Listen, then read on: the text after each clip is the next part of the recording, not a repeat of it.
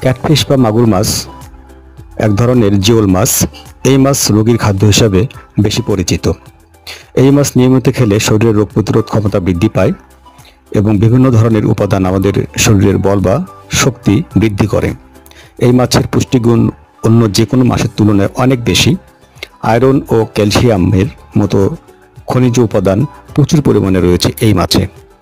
শিং বা মাগুর মাছে থাকা আয়রন অ্যানিমিয়া রোগের অনেক উপকার করে। এতে থাকা ক্যালসিয়াম হাড় ও দাঁতের জন্য অত্যন্ত উপকারী। ক্যালসিয়াম হাড় মজবুত, শক্ত ও দৃঢ় করে।